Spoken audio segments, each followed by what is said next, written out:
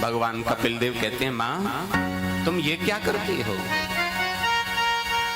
बोले आज बोलो मनो गुस्से। और इनको प्रणाम करके कहा, आप साक्षात परमात्मा हैं। मैं आपसे पूछना चाहती हूँ गोविंद, ये जो दुष्ट इंद्रियां हैं, ये प्रत्येक इंद्रिय अपनी अपनी तरफ खींचती है, इनको बस में कैसे किया जाए? बंधन किसका होता है, आत्मा का या शरीर का? कपिल देव भगवान कहते हैं, मां इंद्रियों को बस में करने का साधन संयम है। और रही बात बंधन की, तो न बंधन का होता है न आत्मा का होता है।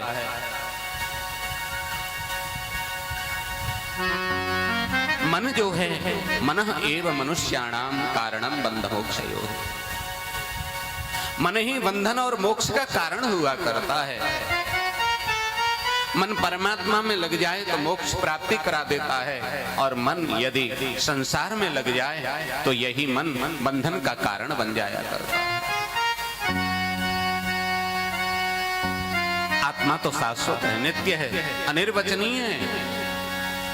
गीता में भगवान कहते हैं, नैनम छिन्दन्ति शस्त्राणि नैनम दहति पावकः न चैनम क्लेदयन्त्यापो न शोषयति मारुतः। इस आत्मा को जलाया नहीं जा सकता, इस आत्मा को काटा नहीं जा सकता, इस आत्मा को उड़ाया नहीं जा सकता, इस आत्मा को बहाया नहीं जा सकता। पाशांश जीर्णान यथा विहाय।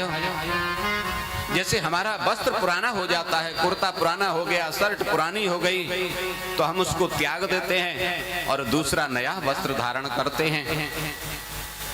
ऐसे ही आत्मा, जब ये शरीर पुराना हो जाता है, जीर्ण हो जाता है, तो ये आत्मा पुराने शरीर को त्याग देती है और नवीन शरीर रूपी वस्त्र धारण किया करती है। इसलिए महाराज, आत्मा का माता कोई बंधन नहीं होता। रही बात मन की, तो मन को एकाग्र भगवान के चरणों में करो। कैसे करें? बोले संतों का संग करो, सत्संग करो। के सताम प्रसंगान मम वीर्य संविदो भवन्ति हिरत्कर्ण रसायना कथा। सताम प्रसंगान मम वीर्य संविदो, सत्पुरुषों का संग करो और कर्णों को, कानों को अच्छी लगने वाली जो मेरी कथा है उसका श्रवण करो। ऐसा यदि करोगे तो माँ धीरे धीरे मन एकाग्र हो जाएगा, भगवान के चरणों में लगने लग जाएगा। दूसरा उपाय है, भगवान से कोई संबंध बनाओ। भगवान से प्रेम जब ही होगा जब संबंध होगा। जिससे हमारा संबंध होता है उससे हमारा प्रेम भी होता है, और जिससे कोई संबंध नहीं होता उससे कोई प्रेम भी।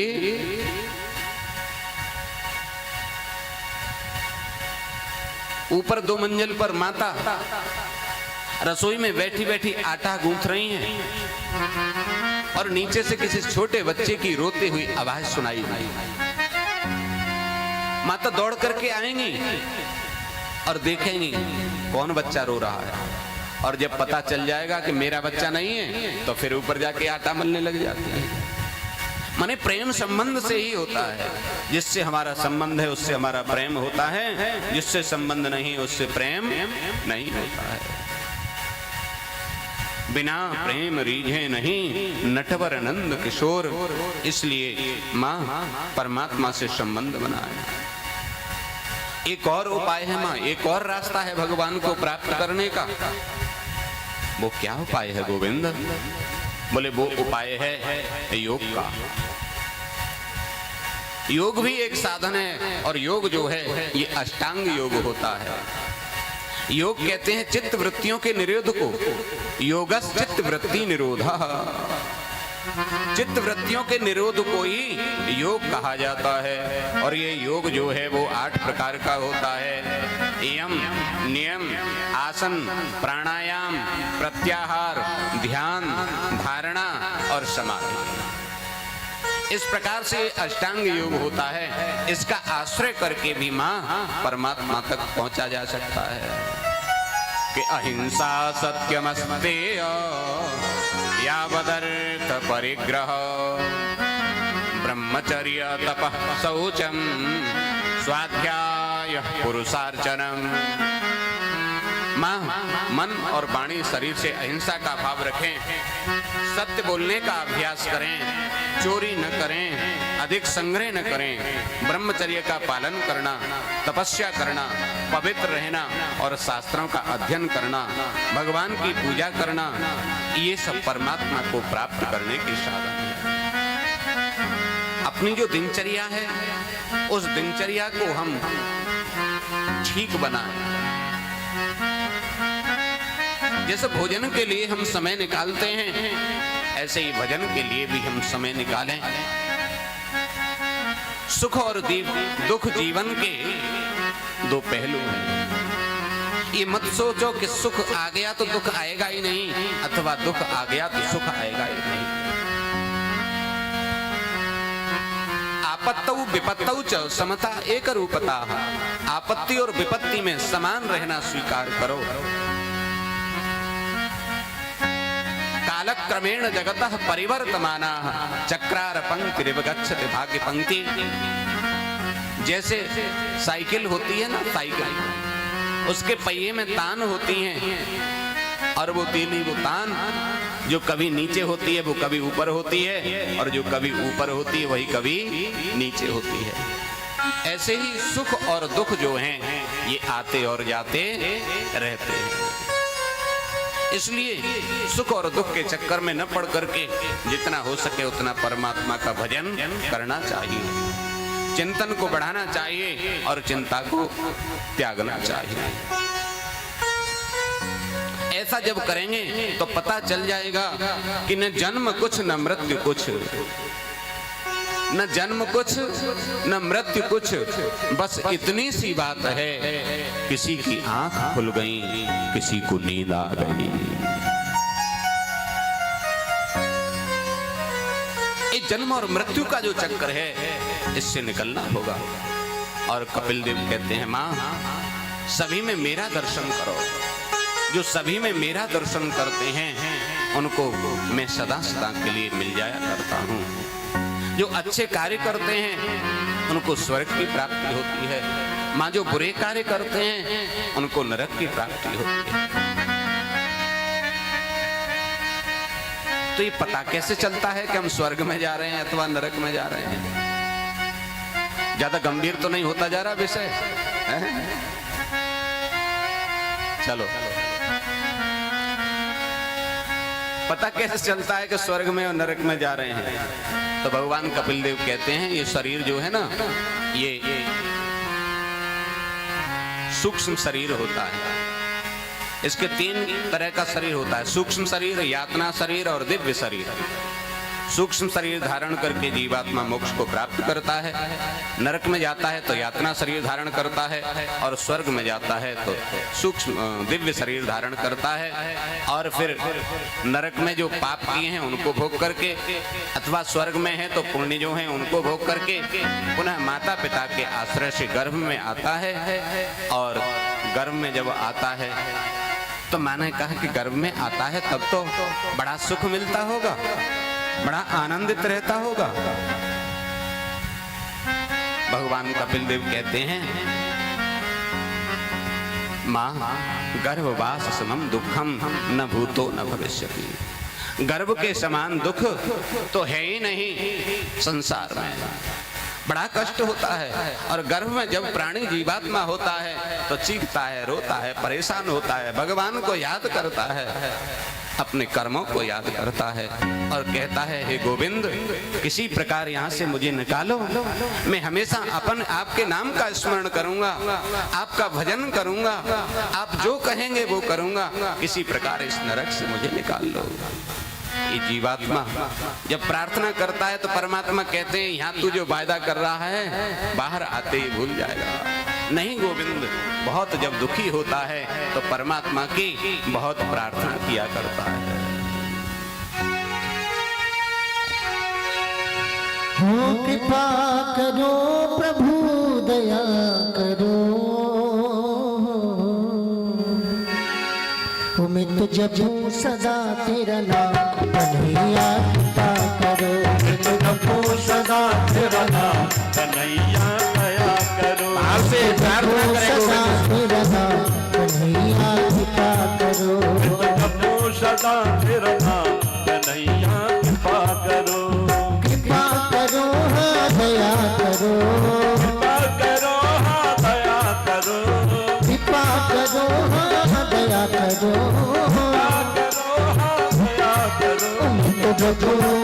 मैं तो जपूं तुम्हारा नाम कन्हैया दया करो। मैं तो जपूं तुम्हारा नाम कन्हैया दया करो। हरि जी तालियां बजाते हुए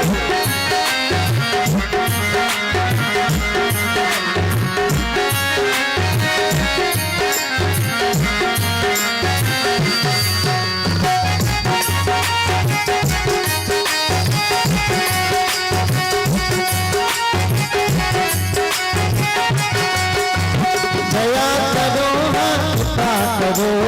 दया करो हाँ कृपा करो। दया करो हाँ कृपा करो।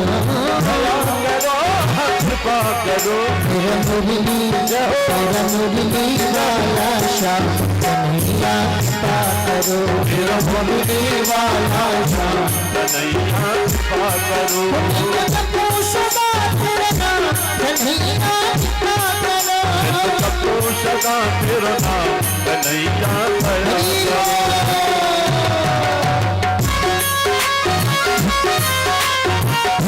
तालियों की सेवा करते हो।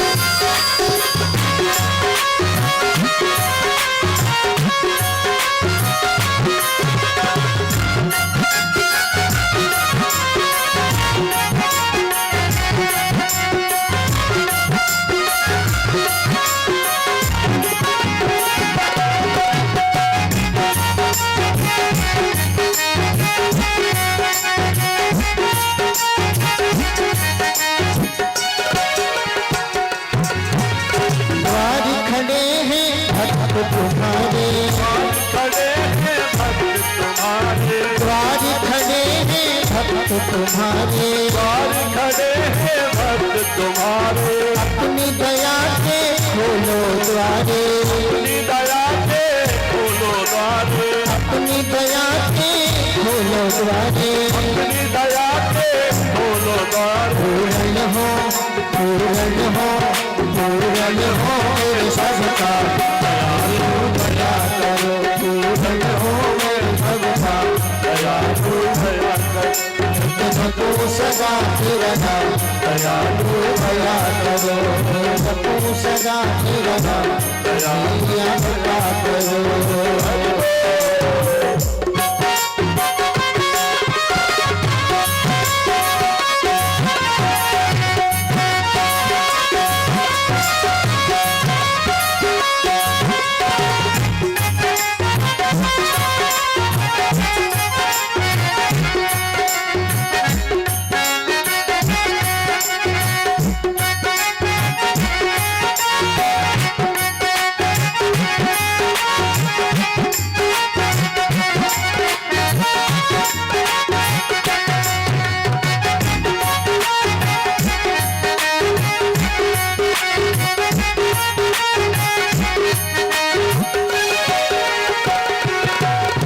भजन कीर्तन गाँव तेरा। कीर्तन गाँव में तेरा। कौन कौन भजन कीर्तन करता है ठाकुर जी का हाथ खड़े करें जरा। कच्छ तो गए उनके संग में बथुआ को पानी लग रहा हुआ है। जो नहीं करते हैं वो भी ऐसे ही खड़ा कर रहे हैं। जो वास्तविक में करते हैं वो खड़ा करें जरा और तालियों की सेवा करते हुए गाएं भाव से। भजन कीर्तन गाँव में तेरा। भजन कीर्तन गाँव में तेरा। भजन कीर्तन गाँव में तेरा। भजन कीर्तन गाँव में तेरा। उठ ध्यान धरू में तेरा। उठ ध्यान धरू में तेरा। उठ ध्यान धरू में तेरा। उठ ध्यान धरू में तेरा। मेरे बाके हर सरकार कन्हैया दया करो। मेरे कन्हैया दया करो। बप्पू सदा तेरा नाम कन्हैया कृपा करो। बप्पू सदा तेरा नाम कन्हैया कृपा करो। कृपा करो हाँ कृपा करो, दया करो हाँ दया करो। कृपा करो हाँ कृपा करो, दया करो हाँ दया करो। कृपा करो हाँ कृपा करो, दया करो हाँ दया करो। कृपा करो हाँ कृपा करो, दया करो हाँ दया करो। बप्पू सदा तेरा नाम लागो दया करो। बप्पू सदा तेरा नाम लागो दया करो। बप्पू सदा तेरा नाम लागो दया